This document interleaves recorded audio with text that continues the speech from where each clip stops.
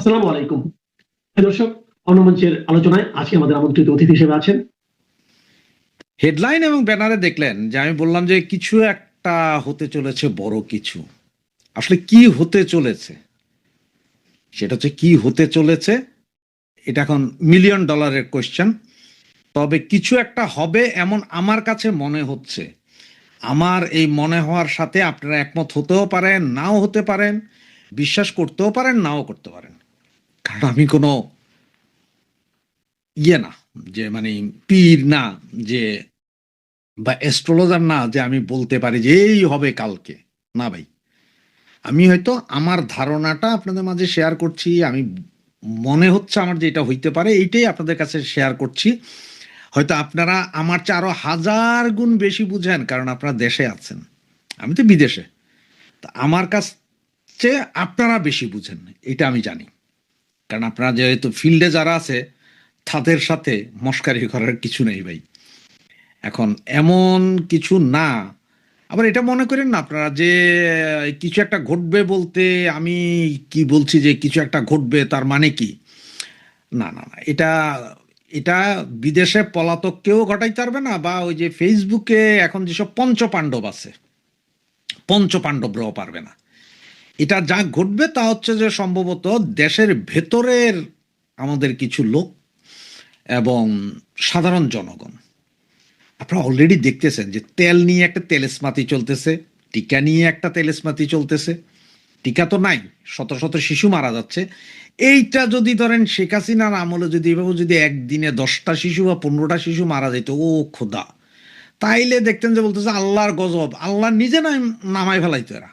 আল্লাহরের নিচে নামায় কইতেছে, আল্লাহই কইছে এটা আল্লাহর গজব। এখন কিন্তু কিছু বলে না। তো কেন বলে না? কারণ কি জানেন, এই টিকা ব্যবসার যে পয়সা, এই শিশুদের টিকা মারার যে পয়সায় মারা খাওয়ার পেছনে জমাইত্তারাও জড়িত, বিএমপিও জড়িত, ইনুস কাকা তো জড়িত। 3 দল, মানে এরা সকলে মিলে টিকার পয়সা খাইছে, টিকার বাজেট খেয়ে ফেলছে। তেলের অবস্থা সেম, এই জন্য এরা 2 জনের কেউ বলে না। ওরা কয় যে 8 বছর আগে থেকে টিকা নাই, এই জন্য এই অবস্থা। এরা কয় যে তেল নাই যুদ্ধের কারণ। আরে বেটা, তোমরা কেউ তেলের সংকট বা টিকার সংকট নিয়ে সংসদে কথা বলো না কেন? কারণ এগুলো বলবে না। এগুলো বললে যদি কিছু বাইরে যায়, মুখ ফসকা ধরেন যদি কেউ বাইরে যায়, তখন কি হবে? এই কারণেই এরা কেউ বলে না। তো আমি যে জন্য আপনাদেরকে বলছিলাম যে হয়তো হইতে পারে, যে কিছু একটা ঘটার সম্ভাবনা আছে। সেটা আমার যা মনে হয় এই মুহূর্তে, যেহেতু আওয়ামী লীগের নিষেধাজ্ঞা, মানে রাজনৈতিক নিষেধাজ্ঞা, কর্মকাণ্ডের নিষেধাজ্ঞা, শাস্তির বিধান যোগ করা যেভাবে চলছে, যদি এটা পাশ হয় বা এটা পাশের কোনো প্রক্রিয়া চলে, বা আগামী সোমবার থেকে যে কোনো দিন, এমনও তো হইতে পারে না যে হঠাৎ করে আমরা আপনারা সবাই ঘুম থেকে উঠে দেখলাম যে শেখ হাসিনার একটা লাইভ ভিডিও চলছে, মানে নেত্রীর সরাসরি, যে আমি যেভাবে আসছি এইভাবে লাইভ এসে 2 মিনিট কথা বলছে। এরপরে কি ঘটবে বুঝতে পারছেন? এরপরে কি ঘটবে? এখনো অনেকের কাছে আছে যে নেত্রীর চেহারা দেখছি না, বা নেত্রীর কথা আমরা সরাসরি শুনছি না, হয়তো ভয়েস রেকর্ড দিচ্ছে বা এই লাইভে আসছে, এগুলো দিয়ে হয়তো ওইভাবে কিছু হচ্ছে না। কিন্তু নেত্রী যদি একবার ফেস আইসা বলে যে এই তোরা সব বেরো, আমি আসছি কালকে, তোরা সব বেরো, অবস্থাটা কই দাঁড়াবে জানেন? এইসব বিদেশের পলাতক বা ফেসবুকের পঞ্চপাণ্ডব ওদের দেওয়া হবে না। সেদিন দেখবেন যে রাস্তায় ওই যে কুলি মজুর সব নেয় মাজা বেকা। তো কখন যে কি ঘটবে বা কি ঘটতে পারে, সেটি আসলে চিন্তা করছি। আমার সিক্স সেন্স বলতেছে যে আগামী 1 সপ্তাহ 10 দিনের ভিতর মনে হয় এরকম কোন একটা বিস্ফোরণ ঘটবে। ভাই, তবে কোন বিস্ফোরণ বা কি ধরনের বিস্ফোরণ ঘটবে সেটা জানি না, তবে একটা কিছু হবে বলে আমার মনে হচ্ছে। আপনাদের কি মনে হচ্ছে সেটা আপনারা যেমন আমার কমেন্টসে জানাতে পারেন, কারণ আপনারা ফিল্ডে আছেন, আপনারা দেশের ভেতরে আছেন, অলিতে গলিতে আপনারা চলেন, আপনারা জানেন পাবলিকের অবস্থা, বিস্ফোরণের অবস্থা কোথায় কি, সব আপনারা আমার চেয়ে 1000 গুণ বেশি বুঝেন। আর আমি যা বলি তাই তো আপনাদের মতো কোনো ভাই বন্ধু হয়তো কোনো কিছু শেয়ার করে, কিছু বলে, কিছু ইনফরমেশন শেয়ার করে, সেটার উপর ভিত্তি করে আমরা বলতে পারি। সেই ধরনেরই, এই জন্যই আমি লিখেছি যে কিছু একটা কি ঘটতে পারে কিনা। এখন কি ঘটতে পারে, নেত্রী কি সরাসরি কোনো ভাষণ দিতে পারে এসে, নাকি নেত্রী যে কোনো দিন হয়তো 24 বা 48 ঘন্টার অর্ডারে সরোয়ার্দী উদ্যানে এসে নেমে জনসভা করে ফেলতে পারে? কোনটা হবে? কে কি চাচ্ছে? ডিপ স্টেটের অবস্থা কি? কোন দিকে ঘুরছে? ওই যে একটা গান ছিল না নির্বাচনে, কি কার পাশা চলছে, কার কিরকম, আসলে কোথায় কি হচ্ছে কিছুই কি বোঝা যায়? একটা গুমট আবহাওয়া, মানে অবস্থাটা এমন যে গুমট, মানুষ কোনো কিছুই নাই, একদিকে নাই হামের টিকা, একদিকে নাই পেট্রোল। আবার গতকালকে না জানি গত শুক্রবারে সম্ভবত বিএনপির কোন এক চিফ হুইপ সম্ভবত কুমিল্লা বা ফেনীর এইখানে মসজিদের মিম্বরে দাঁড়িয়ে বলেছিলেন যে আগামী 2 মাসের ভিতরে অনেক লোক গ্রামে চলে যেতে হবে। কেন ভাই? ঢাকা শহরে কি পারমাণবিক বোমা পড়বে? চিটাং শহরে পারমাণবিক বোমা পড়বে যে 10 কিলোমিটারের ভিতরে সব ছাই হয়ে যাবে, হিরোশিমা নাগাসাকির মতন, বাকি সব গ্রামে চলে যেতে হবে? কোনটা? তার মানে কি গার্মেন্টস ফ্যাক্টরি, ব্যাংক, বিমা সব বন্ধ হয়ে যাবে? লকডাউন দিয়ে দিবেন? তেল নাই, টিকা নাই, চাউল নাই, ডাইল নাই, সবাই গ্রামে যান? কোনটা হবে? নাকি ফুল কলাপস করে যাচ্ছেন আপনারাও, যা খাওয়ার তা খেয়ে নিছেন? নাকি মায়ানমারের সাথে কোনো যুদ্ধে মায়ানমার বোমা মারবে চিটাং ঢাকায়? মায়ানমার গভর্নমেন্টের ওই ক্যাপাসিটি আছে বোমা আমাদের দেশে এসে পড়ার? কোনটা হবে? নাকি ভারত সার্জিক্যাল স্ট্রাইক চালাবে ঢাকা চিটাঙে ওই যে হিজবুত তাহরিরে ধরার জন্য? কোনটা হবে? সবকিছু যদি একটু দেখেন, একটু খেয়াল করেন, তাহলে বুঝবেন যে কিছু একটা হওয়ার সম্ভাবনা, মানে কিছু একটা ঘটবে এইটা বলতে পারি, তবে কি ঘটবে সেটা বলতে পারি না। সুতরাং আপনাদের কাছেও যদি মনে হয় এমন কিছু, কমেন্টসে জানাতে পারেন, নিজেদের মতামত জানাতে পারেন। এটা এমন না যে মানে আমার কথায় আপনাদের বিশ্বাস করতে হবে। আপনারাও চিন্তা করেন, আপনারাও জানান, হয়তো আপনাদের চিন্তা আমার চিন্তা সব মিলে আমরা হয়তো একটা কনক্লুশনে পৌঁছাইতে পারবো যে কি হতে যাচ্ছে, কি হবে। জয় বাংলা, জয় বঙ্গবন্ধু। কাজেই যুক্তরাষ্ট্র এমন একটা সময়েও যে বাংলাদেশকে রাশিয়া থেকে সরাসরি তেল কেনায় ছাড় দিল না, বরং প্রতিবেশী ভারতকে রাশিয়া থেকে তেল কেনার ক্ষেত্রে, গ্যাস আনার ক্ষেত্রে অবাধ ছাড় দিয়ে রেখেছে এবং বাংলাদেশকে শেষ পর্যন্ত এর মাধ্যমে ভারতের ওপর এক রকমের ব্যাপকভাবে নির্ভরশীল হয়ে উঠতে বাধ্য করছে, সেটারও কৌশলগত অবস্থানটা অপরিষ্কার বা অস্পষ্ট নয়। বাংলাদেশ ভয়াবহ জ্বালানি সংকটে পড়বে যদি না যুক্তরাষ্ট্র রাশিয়া থেকে বাংলাদেশকে এই সংকটকালে তেল কেনার বিশেষ অনুমোদন না দেয়।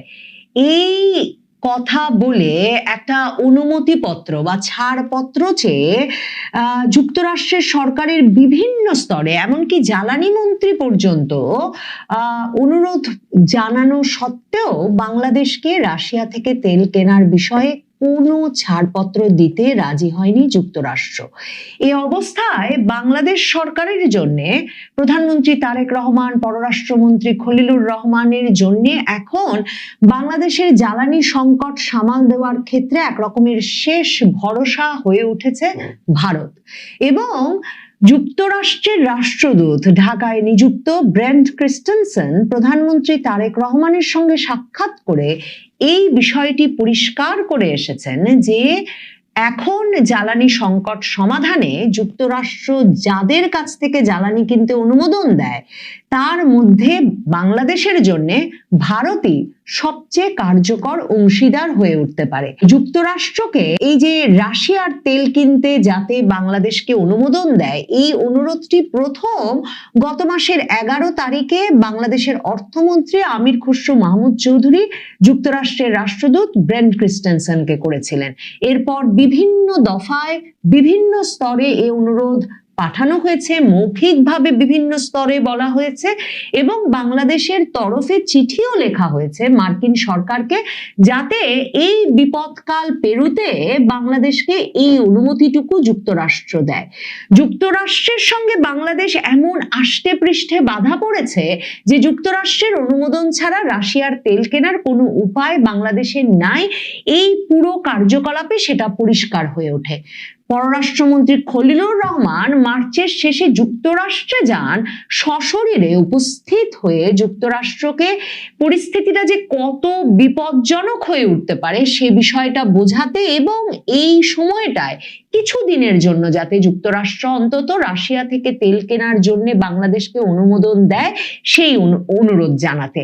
এবং তিনি সেখানে গিয়ে জ্বালানি মন্ত্রী যুক্তরাষ্ট্রের ক্রিস রাইট তার সঙ্গে সাক্ষাৎ করেন 31শে মার্চ এবং সরাসরি জ্বালানি মন্ত্রীকে বলেন যে বাংলাদেশে যদি এই তেল সংকট সামাল দেওয়া না যায় এবং যেই তেল সংকট সামাল দেওয়ার জন্য মধ্যপ্রাচ্যের এই ঘোরতর পরিস্থিতিতে বাংলাদেশের ক্ষেত্রে সবচেয়ে ভালো উৎস হতে পারে রাশিয়া, সেই রাশিয়া থেকে তেল কিনে যদি বাংলাদেশ এখন তেল সংকট সামাল দিতে না পারে তাহলে সামনে যে সেচ মৌসুম আসছে সেখানে কৃষকের জন্য তার সেচ যন্ত্র চালানোর জ্বালানি তেলে টান পড়বে এবং সেই সেচ যন্ত্র চালানোর জ্বালানি তেলে টান পড়লে বাংলাদেশে ভয়াবহ খাদ্য নিরাপত্তার সংকট দেখা দেবে, খাদ্য ঘাটতি দেখা দিতে পারে। মানে পরিস্থিতিটা কত ঘোরতর পররাষ্ট্রমন্ত্রী খলিলুর রহমান সরাসরি সাক্ষাৎ করে মার্কিন যুক্তরাষ্ট্রের জ্বালানি মন্ত্রী ক্রিস রাইটকে জানিয়ে আসার পরেও কোনো সাড়া মিলছিল না যুক্তরাষ্ট্রের তরফ থেকে। যুক্তরাষ্ট্র বলে যাচ্ছিল যে তারা বাংলাদেশের জ্বালানি নিরাপত্তার বিষয়টা দেখবে, কারণ বাংলাদেশ এখন ওই যে বাণিজ্য চুক্তির পর যুক্তরাষ্ট্রের একটা গুরুত্বপূর্ণ বাণিজ্য অংশীদার বটে। এবং মনে রাখতে হবে এর মধ্যে মার্কিন যুক্তরাষ্ট্রের দক্ষিণ ও মধ্য এশিয়া বিষয়ক সহকারী পররাষ্ট্রমন্ত্রী পল কাপুর বাংলাদেশের স্বাধীনতা দিবসের অনুষ্ঠানে ওয়াশিংটনে দূতাবাসে উপস্থিত হয়ে বক্তৃতায় আবারও মনে করিয়ে দিয়েছেন যে মার্কিন যুক্তরাষ্ট্র কোনো চাপ দেয় না বটে, কিন্তু বাংলাদেশের নিরাপত্তা, জ্বালানি, ব্যবসা বাণিজ্য এই সব স্বার্থ দেখতে তারা শুধু মনে করিয়ে দিতে চায় যে বাংলাদেশের সঙ্গে তারা এমন কোনো পক্ষের বন্ধুত্ব দেখতে চায় না, মানে চীনের বন্ধুত্ব দেখতে চায় না যা কিনা বাংলাদেশের জন্য একটা নিরাপত্তা ঝুঁকি সৃষ্টি করতে পারে বা বাংলাদেশের জন্য মঙ্গলজনক হবে না। এই সব বার্তার মধ্যে চূড়ান্ত খবরটা এলো আসলে ব্রেন ক্রিস্টেনসেনের কাছ থেকে। প্রধানমন্ত্রী তারেক রহমানের সঙ্গে সাক্ষাৎ করে গতকাল তিনি স্পষ্টত এটা জানিয়ে দিলেন বা মার্কিন সরকারের তরফে এটা স্পষ্ট করলেন যে বাংলাদেশের যতই বিপদ হোক বাংলাদেশকে রাশিয়া থেকে তেল কেনার জন্য কোনো ছাড় দিতে যুক্তরাষ্ট্র রাজি নয়। সেই বৈঠক থেকে বেরিয়ে আমাদের পররাষ্ট্রমন্ত্রী খলিলুর রহমান অবশ্য বলেছেন যে এটা ডাহা মিথ্যা কথা, যুক্তরাষ্ট্রের সঙ্গে কোনো গোপন চুক্তি নাই এবং বাংলাদেশের রাশিয়া থেকে তেল কিনতে কোনো অনুমোদনের প্রয়োজন নাই, তবে একটা বিশেষ ওয়েইভার বা ছাড়পত্রের প্রয়োজন আছে।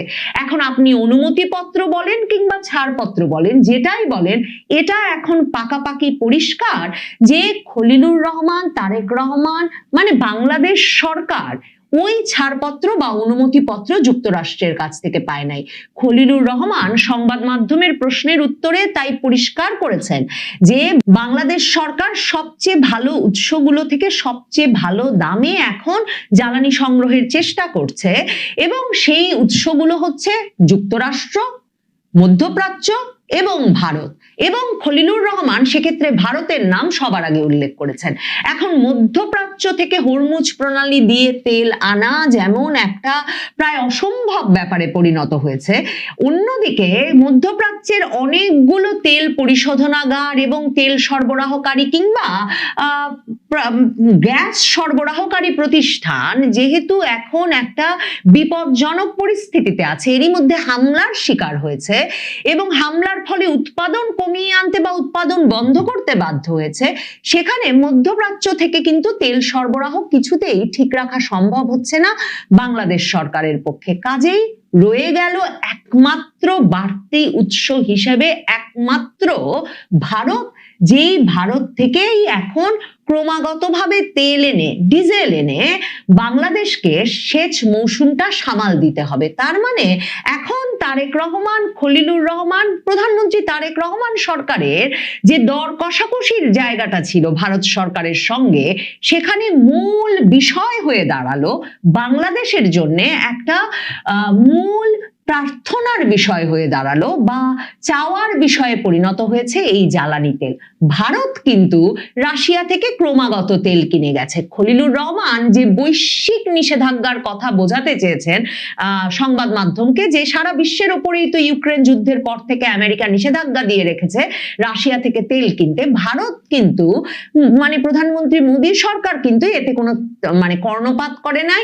নরেন্দ্র মোদীর সরকার বরাবর রাশিয়া থেকে তেল কিনে গিয়েছে এবং সে কারণে 50% পাল্টা শুল্ক ভারতের পণ্যের উপর আরোপ করেছিল বটে ট্রাম্প সরকার, কিন্তু এরপর দর কষাকষিতে ভারত যেমন কখনো বলে নাই তারা রাশিয়া থেকে তেল কেনা বন্ধ করবে, অন্যদিকে আমেরিকা ভারতের ওপর পাল্টা শুল্ক 18% নামিয়ে এনেছে। রাশিয়া থেকে তেল কেনা অব্যাহত রাখায় এখন ভারতের জ্বালানি নিরাপত্তার পরিস্থিতি অন্য অনেক দেশের চেয়ে ভালো বলে ভারতের ভেতরকার বিশ্লেষকরাই বলছেন। ভারতের তরফে এই মার্চ মাসে রাশিয়া থেকে তেল আমদানি বাড়িয়ে দেওয়া হয়েছে 90% পর্যন্ত এবং যুক্তরাষ্ট্রের অর্থমন্ত্রী রীতিমতো এক্স হ্যান্ডেলে স্ট্যাটাস দিয়ে ঘোষণা দিয়েছেন যে যুক্তরাষ্ট্রের তরফে ভারতকে ছাড় দেওয়া হয়েছে যাতে ভারত এই সময়ে রাশিয়া থেকে তেল আর আমদানি করে যেতে পারে। আর রাশিয়া এরই মধ্যে জ্বালানি সংকটের প্রেক্ষিতে ভারতের পাশে থাকার প্রতিশ্রুতি দিয়েছে। মস্কো বলেছে অপরিশোধিত তেল ও প্রাকৃতিক গ্যাসের সরবরাহ প্রয়োজন অনুযায়ী ভারতে বাড়াতে তারা প্রস্তুত। এই অবস্থায় বাংলাদেশকে শেষ পর্যন্ত এখন তেল গ্যাসের সংকট সামাল দিতে ভারতের উপরই নির্ভর করতে হবে। ভারতের কাছ থেকে এরই মধ্যে বর্ধিত হারে ডিজেল এনেছে বাংলাদেশ এবং ভারত বলেছে জ্বালানি নিরাপত্তার বিষয়টি বাংলাদেশের তারা দেখবে।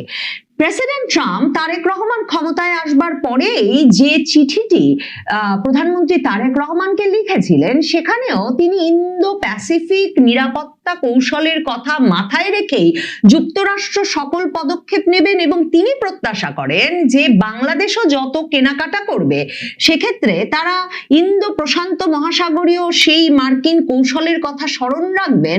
সে কথা তখন তারেক রহমানকে একরকমের হুমকির সুরে মনে করিয়ে দিয়েছিলেন। যুক্তরাষ্ট্র বরাবর মনে করে যে এই ইন্দো প্রশান্ত মহাসাগরীয় অঞ্চলে বাংলাদেশের বিষয়টি আসলে দেখভাল করবে ভারত। মনে করে দেখেন সেই 2025-এর মার্চে যখন নরেন্দ্র মোদী প্রেসিডেন্ট ট্রাম্প ক্ষমতা গ্রহণের পরপরই যুক্তরাষ্ট্রে গেলেন, তখন প্রেসিডেন্ট ট্রাম্প সংবাদ মাধ্যমের সামনে বাংলাদেশ প্রসঙ্গে প্রশ্নের উত্তরে সরাসরি বলেছিলেন যে এই বিষয়টা তিনি প্রধানমন্ত্রী নরেন্দ্র মোদীর ওপর ছেড়ে দিতে চান। কাজেই যুক্তরাষ্ট্র এমন একটা সময়েও যে বাংলাদেশকে রাশিয়া থেকে সরাসরি তেল কেনায় ছাড় দিল না, বরং প্রতিবেশী ভারতকে রাশিয়া থেকে তেল কেনার ক্ষেত্রে, গ্যাস আনার ক্ষেত্রে অবাধ ছাড় দিয়ে রেখেছে এবং বাংলাদেশকে শেষ পর্যন্ত এর মাধ্যমে ভারতের ওপর এক রকমের ব্যাপকভাবে নির্ভরশীল হয়ে উঠতে বাধ্য করছে। সেটারও কৌশলগত অবস্থানটা অপরিষ্কার বা অস্পষ্ট নয় এবং যুক্তরাষ্ট্রের তরফে যে ভারতের কাছ থেকেই জ্বালানি আনার মানে যেটা কিনা রাশিয়ার কাছ থেকে ভারত এনে পরিশোধন করে বাংলাদেশে পাঠাবে প্রয়োজনে, সেই পরিস্থিতিটা তৈরি করার ব্যবস্থা করা হয়েছে। এতে স্পষ্ট যুক্তরাষ্ট্র বাংলাদেশকে ইন্দো প্রশান্ত মহাসাগরীয় অঞ্চলে মার্কিন যুক্তরাষ্ট্রের যে কৌশলগত অবস্থান তার পক্ষে সুস্পষ্ট অবস্থান পরিষ্কার করতে বলছে। মানে তারেক রহমান, খলিলুর রহমানের এখন স্বীকার করে নেওয়ার সময় এসেছে যে এই জ্বালানি সংকট সমাধানে ভারত ছাড়া তাদের কোনো ভরসা নাই। প্রতিবেশী দেশ ভারতের সঙ্গে বন্ধুত্বই শুধুমাত্র নিরাপত্তার খাতিরে মার্কিন যুক্তরাষ্ট্রের পরামর্শ অনুযায়ী বাংলাদেশের জন্য সবচেয়ে মঙ্গলজনক নয়, বরং ভারতের সাথে বন্ধুত্বই একমাত্র বাংলাদেশের বর্তমান পরিস্থিতিতে জ্বালানি নিরাপত্তা থেকে শুরু করে খাদ্য নিরাপত্তা পর্যন্ত নিশ্চিত করতে পারে। কারণ মনে রাখতে হবে, ক্রমাগত তেল সরবরাহ চালু রাখা না গেলে সামনের সেচ মৌসুমে ঘোরতর সংকটে বাংলাদেশ ভয়াবহ এক খাদ্য সংকটে পড়তে পারে।